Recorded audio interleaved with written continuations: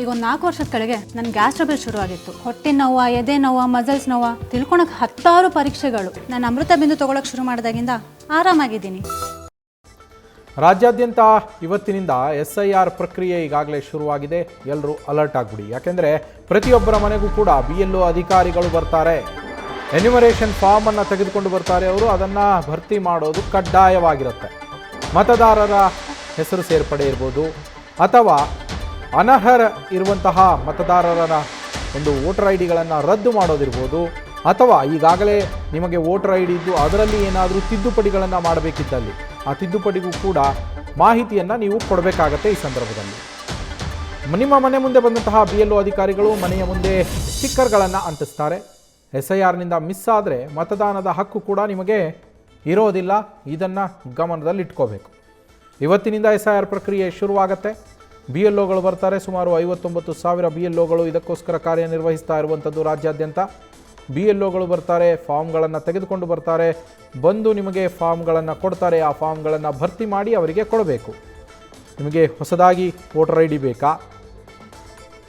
ಈಗಾಗಲೇ existed voters ಏನಿದ್ದಾರೆ ಅವರಿಗೆ ಹೊಸದಾಗಿ ID ಮಾಡಿಕೊಡೋದಿಲ್ಲ. 18 ವರ್ಷ ತುಂಬುವವರು ಏನಿದ್ದಾರೆ, ಹೊಸದಾಗಿ ಮತದಾರರಾಗುವವರಿದ್ದಾರೆ, ಅವರಿಗೆ ಹೊಸ ವೋಟರ್ ID ಸಿಗತ್ತೆ.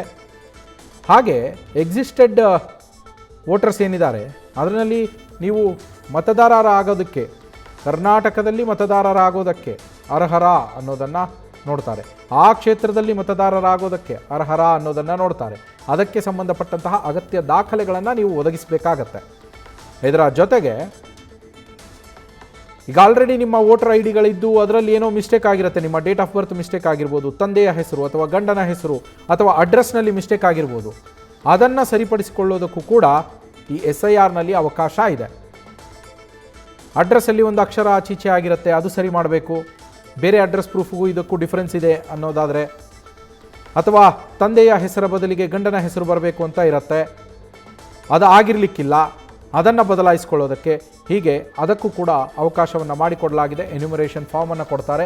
ಹೊಸದಾಗಿ ಅರ್ಜಿ ಸಲ್ಲಿಸುವವರಿಗೆ ಬೇರೆಯ ಫಾರಮನ್ನು ಕೊಡ್ತಾರೆ. ಅಲ್ಲಿ ಆ ಫಾರ್ಮ್ಗಳನ್ನು ತುಂಬಿಸಿ ಅವರಿಗೆ ಕೊಡಬೇಕು. ಪ್ರತಿ ಫಾರಮ್ಗೂ ಕೂಡ 2 ಪ್ರತಿಗಳಿರುತ್ತೆ. ಅದನ್ನು ಸಹಿ ಮಾಡಿ ಒಂದು ರಿಸೀವ್ಡ್ ಕಾಪಿ ಅಂತ ನಿಮಗೆ ಕೊಡ್ತಾರೆ ವಾಪಸ್ಸು, ಒಂದು ಅವ್ರು ತೆಗೆದುಕೊಂಡು ಹೋಗ್ತಾರೆ.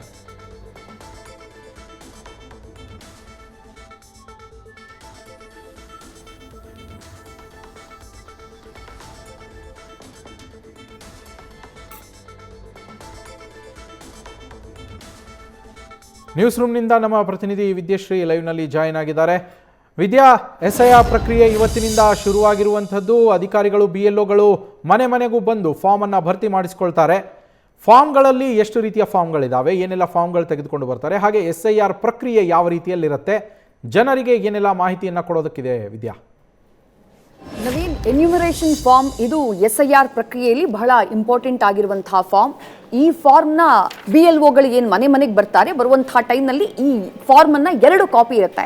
ಒಂದು ಕಾಪಿಯನ್ನು ಯಾರು ಮತದಾರರಿರ್ತಾರೋ, SIRನ ಫಿಲ್ ಮಾಡಿರ್ತಾರೋ ಅವ್ರಿಗೆ ನೀಡಲಾಗುತ್ತೆ. ಮತ್ತೊಂದು ಫಾರ್ಮನ್ನು ಎಲೆಕ್ಟೋರಲ್ ಆಫೀಸರ್ಸ್ BLOಗಳು ಯಾರು ಬರ್ತಾರೋ ಅವರು ಅದನ್ನು ತೆಗೆದುಕೊಳ್ಳುವಂತಹ ಕೆಲಸ ಮಾಡ್ತಾರೆ. ಯಾವ ರೀತಿಯಾಗಿರುತ್ತೆ ಫಾರ್ಮ್ ಫಿಲಪ್ ಅಂತಂದರೆ, ಇದು ಒಂದು ಮಾದರಿ ಫಾರ್ಮ್ ಅಷ್ಟೇ. ಒಬ್ಬ BLO ಮನೆಗೆ ಬರ್ತಾನೆ ಅಂತಂದರೆ ಆ ಮನೆಯಲ್ಲಿ ಎಷ್ಟು ಜನ ವೋಟರ್ಸ್ ಇದ್ದಾರೋ ಅವರ ಡೀಟೇಲ್ಸ್ ಆಲ್ರೆಡಿ ಅದು ಮ್ಯಾಪ್ ಮಾಡ್ಕೊಂಡಿರ್ತಾರೆ BLOಗಳು. ಅದನ್ನು ಈ ಫಾರ್ಮ್ನಲ್ಲಿ ಫಿಲಪ್ ಮಾಡ್ಕೊಂಡು ಬಂದಿರ್ತಾರೆ. ನಿಮಗೆ ಇಲ್ಲಿ ಫಸ್ಟ್ ಪೋರ್ಷನಲ್ಲಿ ಅಡ್ರೆಸ್ ಇರುತ್ತೆ, ಎಪಿಕ್ ನಂಬರ್ ಇರುತ್ತೆ, ಯಾರು ಎಲೆಕ್ಟರ್ ಯಾರು ಇರ್ತಾರೋ ಅವರ ಹೆಸರನ್ನ, BLO ಯಾರು ಇರ್ತಾರೋ ಅವರ ಹೆಸರನ್ನ ಇಲ್ಲಿ ಉಲ್ಲೇಖ ಮಾಡಿರ್ತಾರೆ. ಯಾರು ಅಧಿಕಾರಿ ನಿಮ್ಮ ಮನೆಗೆ ಬರ್ತಾರೋ ಅವರ ಹೆಸರು ಇಲ್ಲಿ ಉಲ್ಲೇಖ ಆಗಿರುತ್ತೆ. ಜೊತೆಗೆ ಎಲೆಕ್ಟರ್ಸ್ ನೇಮ್ ಇಲ್ಲಿ ಅವರ ಎಪಿಕ್ ನಂಬರ್ ಅಂದರೆ ವೋಟರ್ ID ಮೇಲಿರುವಂಥ ನಂಬರ್ನ ಇಲ್ಲಿ ಹಾಕಿರ್ತಾರೆ. ಜೊತೆಗೆ ಯಾವ ಕಾನ್ಸ್ಟಿಟ್ಯೂಯೆನ್ಸಿ, ಯಾವ ಭಾಗ, ಆ ಒಂದು ಮಾಹಿತಿ ಈ ಬಾಕ್ಸ್ನಲ್ಲಿರುತ್ತೆ. QR ಕೋಡ್ ಇಲ್ಲಿ ಹಾಕಲಾಗಿರುತ್ತೆ. ಜೊತೆಗೆ ಅಕಸ್ಮಾತ್ ನೀವು ಮತದಾರರಾಗಿದ್ರೆ 2025 ವೋಟರ್ ಲಿಸ್ಟ್ನಲ್ಲಿ ನಿಮ್ಮ ಹೆಸರಿತ್ತು ಅಂತಂದರೆ ಇಲ್ಲಿ ನಿಮ್ಮ ಫೋಟೋನ ಹಾಕಲಾಗಿರುತ್ತೆ. ಹಾಗೆ ರೀಸೆಂಟ್ ಆಗಿರುವಂತಹ ಫೋಟೋ ಅವಶ್ಯಕತೆ ಇದೆ ಅಂತಂದ್ರೆ ನಿಮಗೆ ಹೊಸ ಫೋಟೋನ ಅಪ್ಡೇಟ್ ಮಾಡೋದಕ್ಕೂ ಕೂಡ ಇಲ್ಲೊಂದು ಕಾಲಮ್ನ ಕೊಟ್ಟಿದ್ದಾರೆ. ನೀವು ಆ ಫೋಟೋನ ಅವ್ರಿಗೆ ಕೊಡಬಹುದು. ಇಂಪಾರ್ಟೆಂಟ್ ಆದಂತಹ ಮಾಹಿತಿ ಏನು, ಎನ್ಯುಮರೇಷನ್ ಫಾರ್ಮ್ನಲ್ಲಿ ನಿಮಗೇನಾದರೂ 42 ವರ್ಷ ಮೇಲ್ಪಟ್ಟವರಾಗಿದ್ರೆ, ನೀವು 2002ರಲ್ಲಿ SIR ಆಗಿತ್ತಲ್ಲ, ಆ SIRನಲ್ಲಿ ನಿಮ್ಮ ಆ SIR ಲಿಸ್ಟ್ನಲ್ಲಿ ನಿಮ್ಮ ಹೆಸರು ಇರುತ್ತೆ ಅಂತ ಅರ್ಥ. ನಿಮಗೆ 42 ವರ್ಷ ಮೇಲ್ಪಟ್ಟಿದ್ರೆ ನೀವು ಆ ಟೈಮ್ನಲ್ಲಿ ಏನು ಮಾಡಬೇಕು, ಇಲ್ಲಿ 2 ಬಾಕ್ಸ್ಗಳನ್ನು ಕೊಟ್ಟಿದ್ದಾರೆ. ಇದು 2 ಇಂಪಾರ್ಟೆಂಟ್.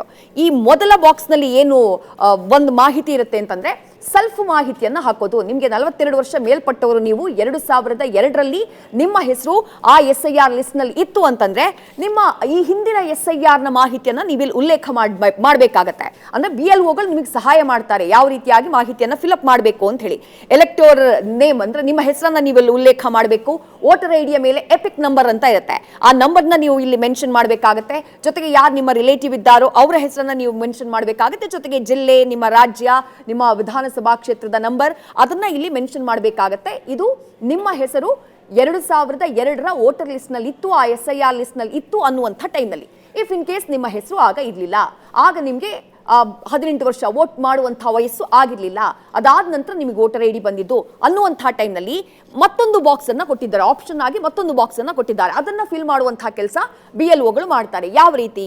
ಇಲ್ಲಿ ಅಕಸ್ಮಾತ್ ನಿಮ್ಮ ಹೆಸರಿಲ್ಲ ಅಂತಂದ್ರೆ ಆಗ ವೋಟ್ ಮಾಡ್ತಾ ಇದ್ದಂಥ ನಿಮ್ಮ ರಿಲೇಟಿವ್ಸ್, ಅದು ನಿಮ್ಮ ತಂದೆ ಆಗಿರಬಹುದು, ತಾಯಿ ಆಗಿರಬಹುದು, ಅಥವಾ ಅಜ್ಜ ಆಗಿರಬಹುದು, ಅದನ್ನ ಆಲ್ರೆಡಿ ಮ್ಯಾಪ್ ಮಾಡ್ಕೊಂಡು ಬರುವಂತಹ ಕೆಲಸವನ್ನ BLOಗಳು ಮಾಡಿರ್ತಾರೆ. ಆ ಫ್ಯಾಮಿಲಿನಲ್ಲಿ ಯಾರ್ಯಾರಿದ್ರು ಆ ವಂಶವಾಹಿನಿಯನ್ನ ಮ್ಯಾಪ್ ಮಾಡುವಂತಹ ಕೆಲಸ BLOಗಳು ಮಾಡಿರ್ತಾರೆ. ಅದನ್ನೇ ಬಂದವರು ನಿಮ್ಮ ಹತ್ರ ಮಾಹಿತಿ ಕೇಳ್ತಾರೆ. ಈಗ ನೀವು ವೋಟ್ ಮಾಡಿಲ್ಲ ಆ ಟೈಮ್ನಲ್ಲಿ, ಅಥವಾ ನಿಮ್ಮ ಹೆಸರು ವೋಟರ್ ಲಿಸ್ಟ್ ನಲ್ಲಿ ಇರ್ಲಿಲ್ಲ ಅಂತಂದ್ರೆ ನಿಮ್ಮ ತಂದೆ ಹೆಸರನ್ನ ನೀವು ನೀಡೋದಕ್ಕೆ ಅವಕಾಶ ಇದೆ.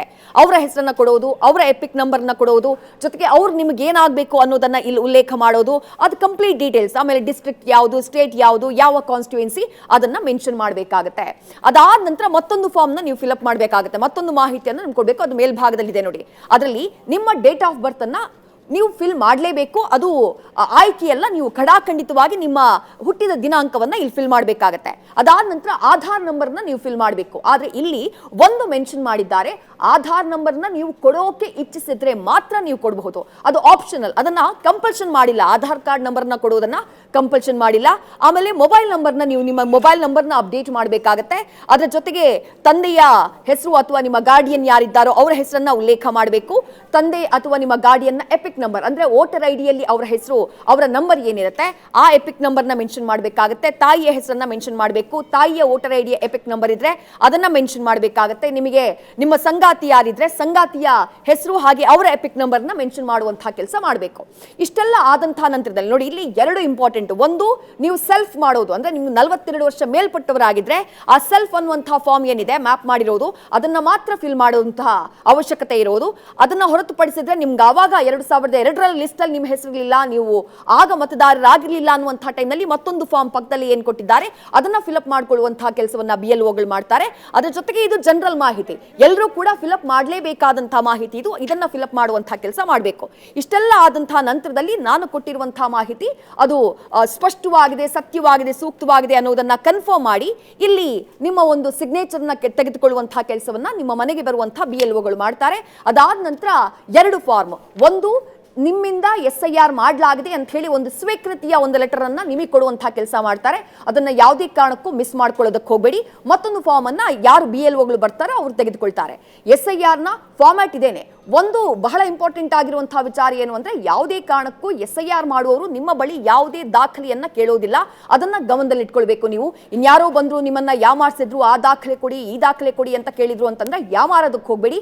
SIR ಮಾಡುವಂತಹ BLOಗಳು ನಿಮ್ಮ ಬಳಿ ಯಾವುದೇ ದಾಖಲೆಯನ್ನ ಕೇಳೋದಿಲ್ಲ. ಅವ್ರ ಹತ್ರ ಆಲ್ರೆಡಿ ನಿಮ್ಮ ಮಾಹಿತಿ ಇರುತ್ತೆ.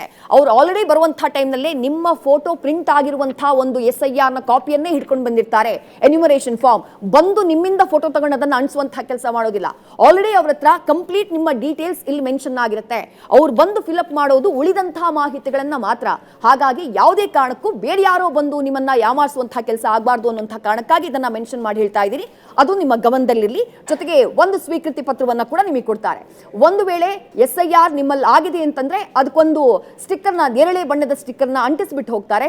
ಇಫ್ ಇನ್ ಕೇಸ್ ಅವ್ರು ಬಂದಂತಹ ಟೈಮ್ನಲ್ಲಿ ನೀವಿರಲಿಲ್ಲ ಅನ್ನುವಂತಹ ಟೈಮ್ನಲ್ಲಿ ನಿಮ್ಮ ಮನೆಗೆ ಒಂದು ರೆಡ್ ಕಲರ್ ಸ್ಟಿಕ್ಕರ್ನ ಅಂಟಿಸ್ಬಿಟ್ಟು ಹೋಗ್ತಾರೆ. ಜೊತೆಗೆ ಮುಂದಿನ ದಿನ ನಾವು ಯಾವಾಗ ಬರ್ತೀವಿ ಅನ್ನೋದನ್ನ ಕೂಡ ಅವರು ಮೆನ್ಷನ್ ಮಾಡಿಬಿಟ್ಟು ಹೋಗ್ತಾರೆ. ಇಲ್ಲಿ ಎರಡು ಆಯ್ಕೆಗಳಿದ್ದಾವೆ. ನೀವು SIR ನ ಆನ್ಲೈನ್ ಮೂಲಕ ಕೂಡ ಅಪ್ಲೈ ಮಾಡೋದಕ್ಕೆ ಅವಕಾಶ ಇತ್ತು. ಆದ್ರೆ ಈಗ ಇವತ್ತಿನಿಂದ SIR ಫಿಸಿಕಲ್ ಆಗಿ ಆರಂಭ ಆಗಿರೋದ್ರಿಂದ ಖುದ್ದು ಅಧಿಕಾರಿಗಳೇ ನಿಮ್ಮ ಮನೆಗೆ ಬಂದು ಎನ್ಯುಮರೇಷನ್ ಫಾರ್ಮ್ ಅನ್ನ ಫಿಲ್ ಮಾಡುವಂತಹ ಕೆಲಸ ಮಾಡ್ತಿದ್ದಾರೆ.